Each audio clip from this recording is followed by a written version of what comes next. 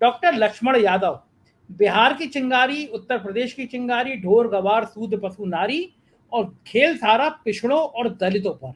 ये जो हिंदी भाषी वाली जगह है, अगर यहाँ पे पिछड़ों और दलितों का एक गठजोड़ के दिमाग में ये बैठ दिया जाता है कि ऊंची जातियों का खेल बनाम पिछड़ी जातियों का खेल, कांग्रेस मल्लिकार्जुन खड़गे का दलित कार्ड खेलती है, तो क्या चुनाव का फोकस चेंज हो सकता है? उग्र हिंदुत्व के मुकाबले में उग्र पिछड़ा कार्ड ये क्या आ सकता है, और आएगा तो कितना काम करेगा? बहुत शुक्रिया संजय जी। बहुत ज़रूरी बातचीत है और मुझे लगता है कि हम लोग एक उस दर्शक की भूमिका में हैं या विश्लेषक की भूमिका में कह लें कि हम एक कयास लगा रहे हैं, हम एक ऐसा विश्लेषण कर रहे हैं जिसमें दावा कतई नहीं किया जा सकता कि ऐसा ही होगा। नब्ज पकड़ने की कोशिश है ये कि जिस दिशा में आज वर्तमान हालात हैं सियासत के, अगर यही जारी रहे तो 2024 के चुनाव में क्या होगा। फिलहाल तो मुझे ये दिख रहा है कि बेचैनी बहुत ज्यादा है, परेशानी है, कई तरफ से घिरते हुए नजर आ रहे हैं वो लोग जो एक अकेला सब पर भारी कहना पड़ रहा है, खुद ही कहना पड़ रहा है। पहले लोग कहते थे कि ये भारी हैं बहुत, अब खुद ही कहना पड़ रहा है।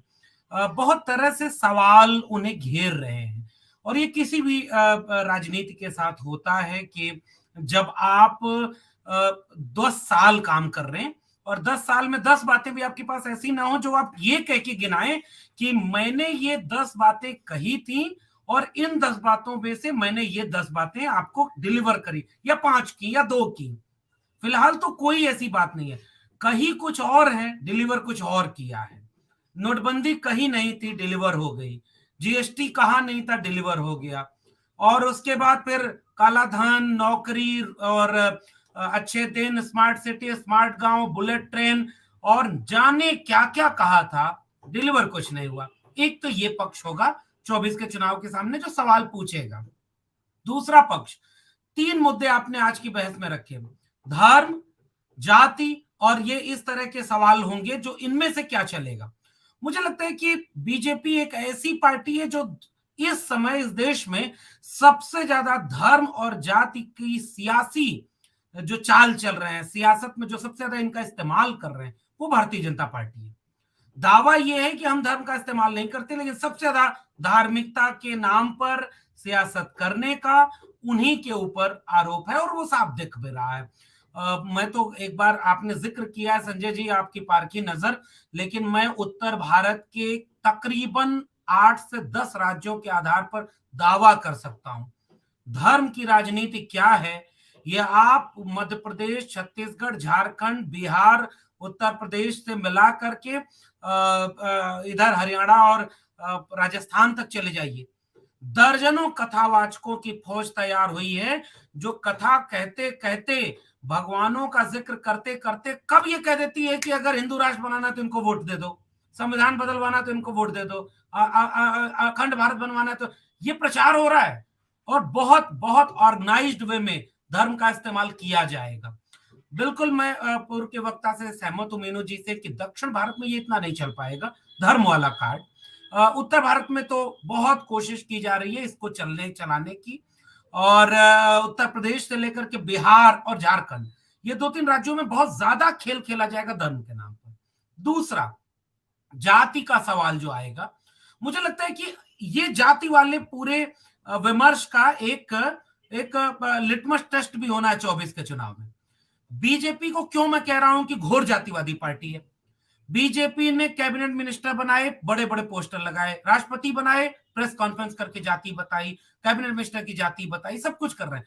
उत्तर प्रदेश, बिहार और झारखंड, छत्तीसगढ़ की राजनीति पर पैनी नजर रखने वाले बखूबी जानते होंगे कि जातियां देखकर मिनिस्टर बनाए जा रहे हैं। पसमानदा जिस पर राजनीति कर रहे हैं, पसमानदा का मिनिस्टर उत्तर प्रदेश में बनाया गया, मुसलमान को टिकट नहीं दिया कभी, फिर भी बनाया गया। तो बीजेपी सारे उन जातियों के नेताओं को अपनी तरफ लाने में कोशिश कर रही है जो छोटे छोटे पॉकेट में जातियों की राजनीति करके उनको वोट दिलाने की क्षमता रखते हैं। लेकिन राजनीति का दूसरा पहलू जाति वाला ये है कि ये रामचरितमानस प्रकरण हो या जाति जनगणना का सवाल, ये प्रकरण तो बहुत एक मतलब कह लें कि वो आग में घी का काम करने वाला, लेकिन आग जो है वो हिस्सेदारी की है। और वो हिस्सेदारी जिसका दबाव भारतीय राष्ट्रीय कांग्रेस पर है, और उसने अपने रायपुर अधिवेशन में ये पारित किया कि हम हर एक संगठन के स्तर पर 50% लोगों को हिस्सेदारी देंगे जो SC/ST OBC से आएंगे, युवाओं को हिस्सेदारी देंगे। इसका मतलब ये सेंट्रल पॉलिटिक्स में कास्ट का सवाल अब वही नहीं रहा कि कुछ लोग हैं जो रिजर्वेशन मांग रहे हैं, अरे ये लोग जातिवाद बढ़ा रहे हैं, जो लालू मुलायम पर आरोप लगता था, कांशीराम पर आरोप लगता था। जाति का सवाल अब राष्ट्र निर्माण के सवाल से जुड़ा है, जो हिस्सेदारी मांग रहा है, इसलिए जाति जनगणना की बात हो रही। अगर इसकी मांग करने वाले दल बिहार, उत्तर प्रदेश, झारखंड में ही अगर कायदे से खड़े हो जाएं, ईमानदारी और मेहनत से जाति जनगणना के सवाल पर, हिस्सेदारी के सवाल पर अगर कार्ड खेलें, तो मुझे लगता है ये 120 सीटें जो है ना बीजेपी की, ये यहीं से कम हो जाए। 120 सीटों में से आधी तो कम ही हो जाएंगी। और अगर ऐसा होता है तो मुझे लगता है कि 24 के चुनाव में बीजेपी के सामने गहरा संकट होगा। हाँ, बीजेपी इसकी भी काट ढूंढेगी, वो तमाम जातियों के लोगों को साधेगी, वो अपना काम करेगी। इसलिए धर्म, जाति और जितने भी सांप्रदायिक सवाल हो सकते हैं, जो भी सवाल हो सकते हैं, ये सारे काम करेंगे उत्तर भारत में। दक्षिण भारत में अभी भी एक स्टालिन जैसा मुख्यमंत्री है, बहुत कुछ रेडिकल काम कर रहे हैं वो। तो कुल मिला जुला के मुझे ये लगता है कि मुद्दे अगर केंद्र में लाए जाएं, अगर हम केवल जाति और धर्म की बात करेंगे तब भी बीजेपी को फायदा होगा।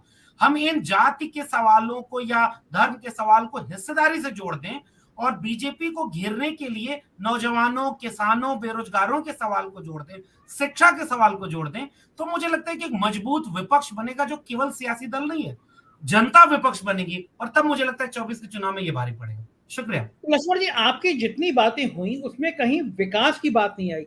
आपको मानना ये है कि जो प्रधानमंत्री कहते हैं विकास विकास विकास, ये मुद्दा नहीं होगा?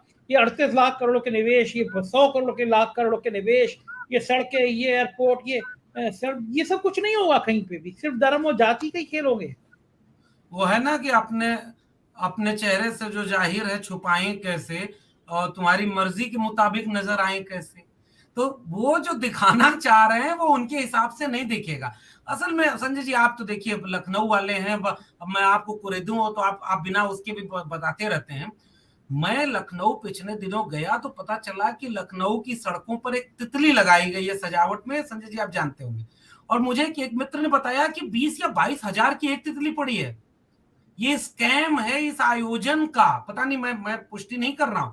अगर इतना खर्चा हुआ तो मिला कितना, विकास अगर हुआ तो मिला कितना, आया कितना हाथ में। अभी मेरा कॉलेज जाकिर हुसैन जहां है उसी के सामने कल प्रोटेस्ट किए किसानों ने, और किसानों की प्रोटेस्ट में हजारों लोग थे, मीडिया ने नहीं दिखाया उस तरह से। और उन्होंने भी ये सवाल किया कि आपने जो विकास किया हम तक नहीं पहुंचा। नौजवान कह रहे हैं आपका विकास हम तक नहीं पहुंचा, बेरोजगारी सबसे ज्यादा है। विकास का मॉडल क्या है? मैं जो मुद्दे गिना रहा हूं ना, जाति वाला सवाल भी विकास पूछेगा, इसी एंगल पर ही होगा। धर्म वालों में भी पसमानदा वाले ये पूछेंगे कि आप हमारा वोट लेना चाह रहे हैं तो विकास किस चीज में किया है। एजुकेशन का जब मैं बार बार जिक्र करता हूं तो ऑक्सफोर्ड और कैम्ब्रिज के कैंपस खोलेंगे DU-GNU में, लेकिन DU-GNU जो बर्बाद हो रहा है, कर्मचारी DU के 1.5 महीने होने वाला है, पूरा हड़ताल पर है, लेकिन भाई वो तो मीडिया में खबर नहीं आएगी।